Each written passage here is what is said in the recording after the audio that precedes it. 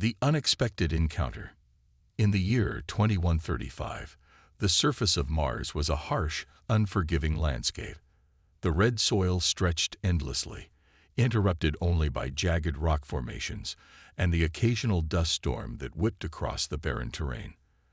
Under the glaring Martian sun, Sergeant John Harris, a veteran of numerous interstellar conflicts, stood alone.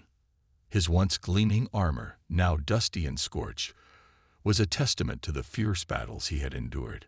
Before him loomed a circle of towering insect-like aliens, their chitinous armor glinting ominously under the harsh sunlight. These creatures were known as the Zoreth, a species renowned for their advanced technology and ruthless combat tactics. The Zoreth emitted a series of harsh clicking sounds, a form of communication and mockery among their kind. Their clicking evolved into a cacophony of laughter as they looked down on the lone human warrior. To them, Harris was nothing more than a trivial inconvenience, an isolated human stranded on a foreign world. Harris remained stoic, his eyes scanning the alien group with a steely resolve. He was not just any soldier. He had survived the Titan skirmishes and had outwitted some of the deadliest foes in the galaxy. The Zoreth's amusement only fueled his determination. He knew that underestimating a human was a grave mistake. As the aliens continued their mockery, Harris's mind worked swiftly. Hidden in his boot was a compact but powerful device, a relic from his last battle. It was an electromagnetic pulse grenade, designed to disable electronic systems temporarily. The aliens, lost in their laughter, failed to notice the subtle threat. With precise movements, Harris activated the grenade and hurled it into the center of the alien circle. A blinding flash of light erupted, followed by a deafening silence. The aliens staggered, their advanced armor systems and weapons momentarily disabled by the pulse.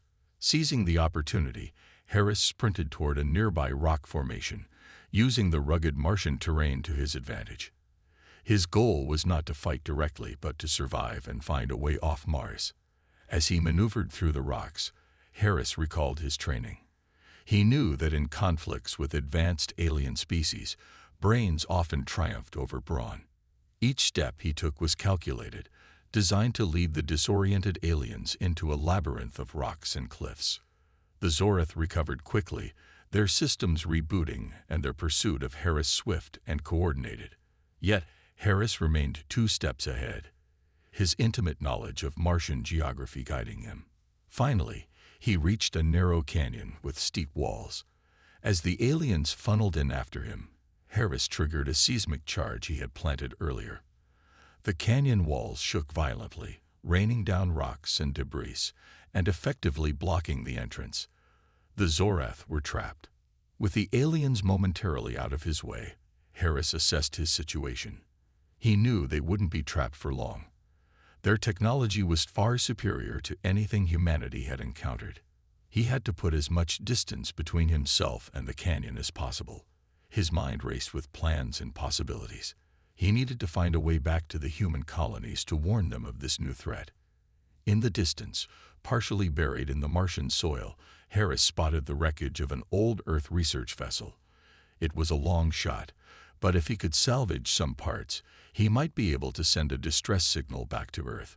Approaching cautiously, he examined the vessel. It was a relic from the early days of Mars exploration, its hull battered and worn. Inside the ship, Harris found a damaged communications console. With some adjustments, it might still work. He set to work, using all his training and ingenuity to repair the console. Hours passed, and finally, the console hummed to life. Harris composed a message detailing the alien encounter, their technology, and the urgent need for reinforcements. He transmitted the message on all emergency frequencies, hoping it would reach Earth or any nearby human colonies. As the transmission ended, Harris felt a growing unease. He couldn't stay at the crash site. It was too exposed. He needed to find shelter and plan his next move. As he left the vessel and scanned the horizon, the ground trembled beneath his feet. Looking up, he saw a colossal alien ship descending from the Martian sky. It dwarfed anything he had ever seen. Harris realized the situation had escalated beyond his imagination. This was not a scouting party, it was an invasion force. With grim determination, he prepared for the inevitable confrontation. The fate of Mars, and perhaps humanity, might now rest in his hands. The invasion begins. As the massive alien ship descended, it cast a dark shadow over the Martian landscape. The vessel's surface was a dynamic tapestry of shifting patterns and colors, unlike any human or alien design Harris had encountered. It was a harbinger of something much larger, perhaps an entire fleet waiting just beyond the orbit of Mars. Harris knew he had to act quickly. Moving low to the ground, he used the Martian dunes for cover. His mind raced with strategies. If he could somehow board the ship, he might gather intelligence or even sabotage its systems. The ship's hull, composed of a liquid-like metal that constantly changed shape, presented a challenge. Finding an entry point would be difficult. As he approached the ship, Harris spotted a small panel that seemed less fluid than the rest. It might be an access hatch. He made his way towards it, avoiding any signs of alien patrols. Once at the panel, he attempted to interface with it using his suit's tech, but the technology was foreign and complex. Then, Harris remembered an alien device he had confiscated during a previous skirmish. Though he had never fully understood its function, it might be worth a try. To his surprise, the alien device reacted with the panel, causing it to shift and open. Harris slipped inside just as the panel closed behind him, plunging him into darkness. He activated his suit's light and looked around. He was in a corridor with walls pulsating in the same liquid metal as the ship's exterior. Moving silently, Harris explored the ship's interior. It was a labyrinth of corridors and chambers, all eerily deserted. The crew seemed focused on something outside the ship, giving Harris the chance to delve deeper. He stumbled upon a command center filled with screens and controls. The screens displayed various views of Mars and the solar system, along with strategic data he could not fully comprehend. Harris began recording everything with his suit's camera, hoping the information would be valuable to Earth's forces. Just then, he heard the familiar clicking sounds of the Zorath approaching the command center. Harris quickly sought a place to hide and found a panel slightly ajar. He squeezed into the narrow space just as the aliens entered the room. From his hiding spot, Harris observed the aliens operating the controls with speed and precision. They were coordinating a larger plan, possibly the first wave of an invasion. As the aliens left, Harris emerged from his hiding spot, determined to get the information back to Earth. He needed to find a way to escape the ship and warn humanity. The escape plan. With the alien command center now quiet, Harris knew he had limited time to act. The Zorath's plans were unfolding, and every moment he spent aboard the ship increased the risk of detection. He needed to find a way off the vessel and ensure that the crucial data he had gathered reached Earth. Harris retraced his steps through the labyrinthine corridors, using the ship's pulsating walls as cover. He focused on finding a way to the exterior of the ship, hoping to locate a transport or communication system that might aid in his escape. As he navigated the maze of passages, he noticed the ship's design was both mesmerizing and disorienting, with walls that seemed to breathe and shift. Eventually, Harris arrived at a docking bay. The area was filled with various alien crafts and equipment, but no sign of immediate alien activity. He spotted a small shuttlecraft that appeared to be in working condition. Harris approached it cautiously, examining the vessel for any signs of tampering or traps. To his relief, the shuttle systems were functional, though the interface was alien and unfamiliar. Harris used the knowledge he had gained from his previous skirmish and the alien device to hack into the shuttle's control systems. The process was slow and challenging, but he managed to initiate the shuttle's launch sequence. As the shuttle prepared for takeoff, Harris noticed a group of Zorath approaching the docking bay. He had little time. He activated the shuttle's stealth systems and began the launch sequence. The vessel lifted off silently, its engines purring softly as it ascended into the Martian sky. The view from the shuttle was both awe-inspiring and terrifying. The massive alien ship loomed large against the Martian horizon, its presence a stark reminder of the imminent threat. Harris set a course for Earth, using the ship's communication systems to send a distress signal along with the data he had collected. The message was a desperate plea for help, detailing the scale of the invasion force and the immediate need for reinforcements. As the shuttle traveled through space, Harris monitored the communication channels for any response. The silence was unnerving, but he remained hopeful that his message had reached its destination. The journey back to Earth would be long and fraught with danger, but Harris was determined to see it through. The alien pursuit. Days passed as Harris piloted the shuttle through the void of space. The vast emptiness was both calming and isolating. The ship's systems were holding up, but Harris knew he couldn't afford to relax. The Zorath were known for their persistence, and he was certain they would not let their prize escape without a fight.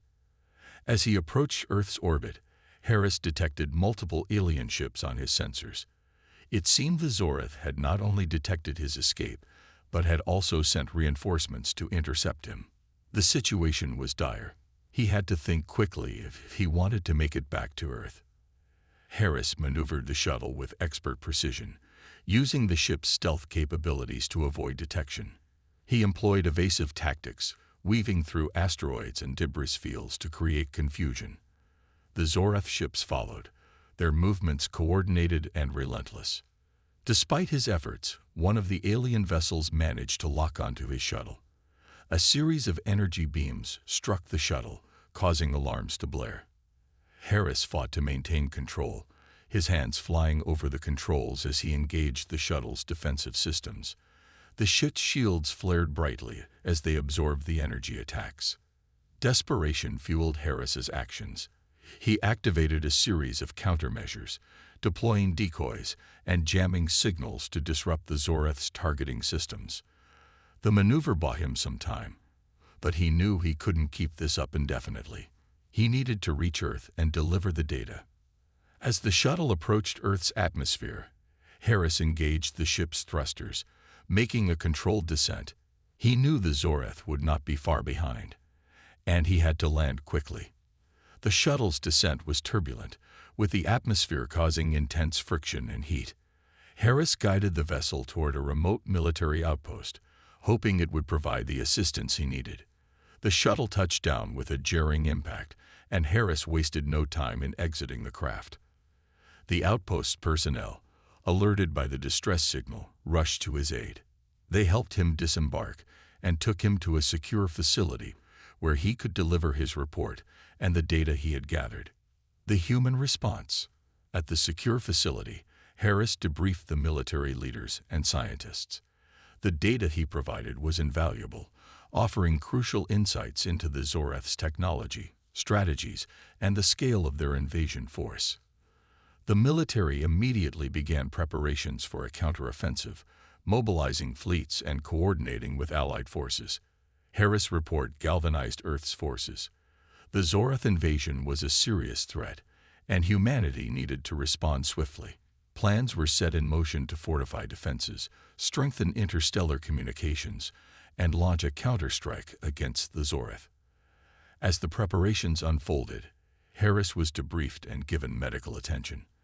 The stress of his ordeal had taken a toll on him, but he was determined to see the mission through. He worked closely with the military strategists, offering insights based on his experience and the data he had collected. The counteroffensive strategy was ambitious. It involved a coordinated attack on the Zorath fleet, combined with defensive measures to protect Earth and its colonies. The plan was to strike at the heart of the alien invasion, using the information Harris had provided to exploit weaknesses in the Zorath strategy. Harris, now fully recuperated, was assigned to a critical role in the upcoming battle. His first-hand knowledge of the Zorath and their technology made him an invaluable asset. He prepared for the fight, knowing that the fate of humanity rested on their shoulders. The counteroffensive. The day of the counteroffensive arrived. Earth's forces, including advanced warships and elite soldiers, were ready for the battle. The Zoreth fleet, now fully engaged in their invasion plans, was caught off guard by the sudden and coordinated response from humanity. The space battle that ensued was a fierce and dramatic conflict. Earth's forces engaged the Zoreth ships with a combination of conventional and innovative tactics. Harris's knowledge of the alien technology proved crucial. He identified weak points in the Zoreth ships and coordinated attacks to exploit them. Despite the Zoreth's advanced technology, they were not prepared for the full might of humanity's response. The battle was intense, with explosions lighting up the space around Earth. Harris and his team fought valiantly, targeting key Zoreth vessels and disrupting their invasion plans. The tide of the battle began to turn in humanity's favor. The Zoreth fleet, once confident in their superiority, started to falter under the relentless assault. Earth's forces pressed their advantage, determined to push the invaders back and secure victory. As the battle raged on, Harris received word that the Zoreth's command ship was vulnerable. It was a critical opportunity to end the conflict decisively. Harris led a daring assault on the command ship, engaging in a fierce firefight with the Zoreth forces. The triumph and aftermath. The assault on the Zoreth command ship was a decisive moment. Harris and his team fought their way through the ship's corridors, encountering fierce resistance from the alien forces. The battle was brutal, but Harris's determination and the intelligence he had gathered proved invaluable. Finally, they reached the command center of the Zoreth ship. With a coordinated effort, they breached the control room and confronted the alien leaders. The Zoreth, once so confident in their superiority, were now on the defensive. Harris and his team fought fiercely, overcoming the alien leaders and crippling the command ship's operations. With the Zoreth command ship disabled, the remaining alien forces were disorganized and vulnerable. Earth's forces pressed their advantage, pushing the Zoreth back and securing a decisive victory. The invasion threat was neutralized, and the Zoreth fleet was forced to retreat. In the aftermath of the battle, Harris and his team were hailed as heroes. Their bravery and sacrifice had saved humanity from a grave threat. The data Harris had provided was instrumental in the victory, and his contributions were recognized with the highest honors. As the dust settled, Harris looked out at the stars, reflecting on the conflict. The battle had been fierce, but humanity had triumphed. The experience had tested their resolve and unity, and they had emerged stronger.